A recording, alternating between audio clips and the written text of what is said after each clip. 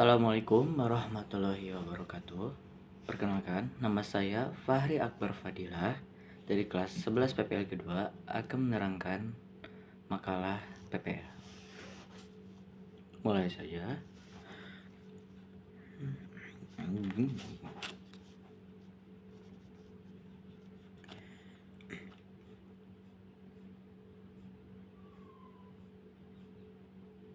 Yang pertama, ada data flow diagram atau DFD. DFD adalah suatu diagram yang menggambarkan aliran data dari sebuah proses yang sering disebut dengan sistem informasi. Di dalam data flow diagram juga menyediakan informasi mengenai input dan output dari tiap entitas dan proses itu sendiri. Dan ada fungsinya juga. Secara fundamental, terdapat 3 fungsi dari pembuatan diagram alir data untuk kebutuhan software development. Berikut ini merupakan penjelasan dari masing-masing fungsi di bawah ini. Yang pertama ada menyampaikan rancangan sistem dengan pembuatan DFD. Dan kedua ada menggambarkan suatu sistem. Dan yang ketiga ada perancangan model. Dan ini berikut ada beberapa komponen yang terdiri dari DFD.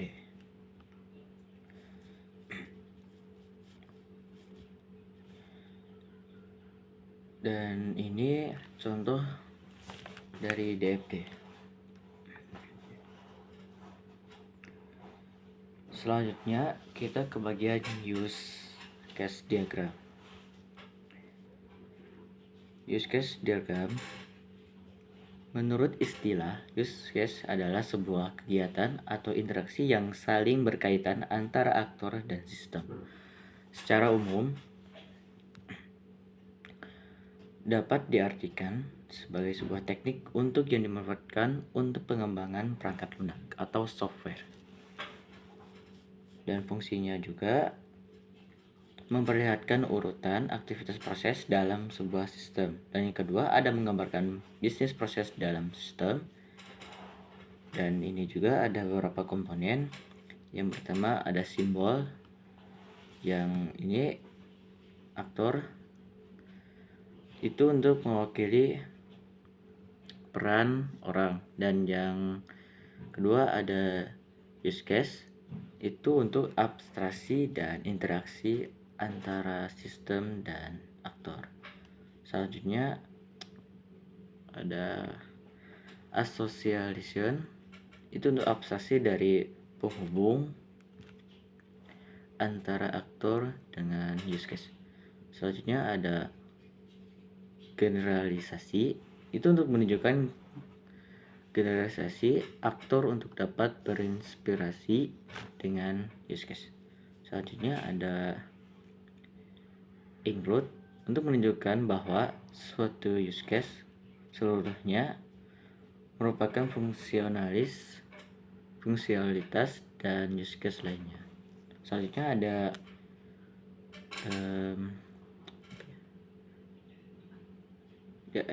menunjukkan bahwa suatu use case yang merupakan tambahan fungsional dari use case lainnya. Berikut adalah contoh dari use case.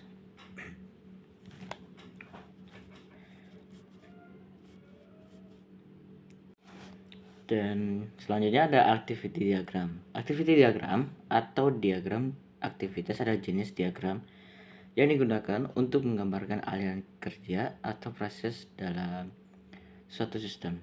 Diagram ini menggambarkan langkah-langkah yang dilakukan dalam sistem. Diagram ini menggambarkan langkah-langkah yang dilakukan dalam aktivitas tersebut serta hubungan antara langkah-langkah tersebut. Berikut beberapa fungsi.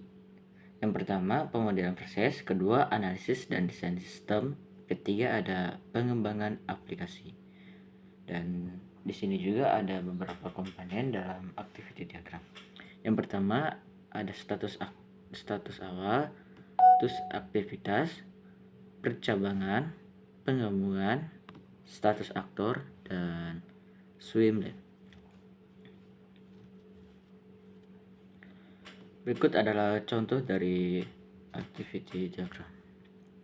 Yang pertama ada admin, dan di admin juga isinya tuh ada tugasnya pilih menu kelola data barang, admin memilih opsi tambah barang, selanjutnya admin mengelola data barang baru, dan setelah itu menuju bagian sistem. Setelah valid langsung di request dan dieksekusi dalam database.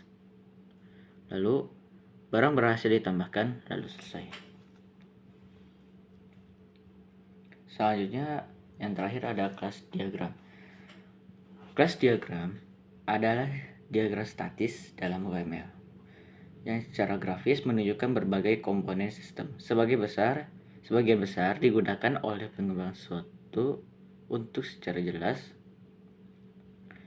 membangun sistem. Pengembangan sering menggunakan diagram kelas untuk menggambarkan bentuk statis sistem asal membuat sistem atau perangkat lunak. Selanjutnya ada fungsinya juga. Fungsi utama kelas diagram adalah untuk menggambarkan struktur, atribut, metode, dan hubungan antar objek. Selain itu, fungsinya termasuk sebagai dokumentasi teknis untuk pemahaman bersama.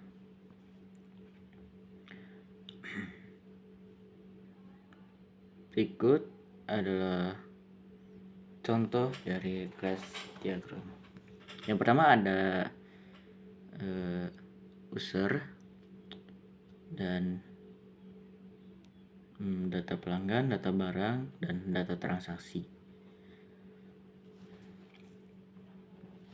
Ya, mungkin itu saja yang bisa saya sampaikan dalam penerangan makalah PPL. Sekian, akhir kalam. Wassalamualaikum warahmatullahi wabarakatuh.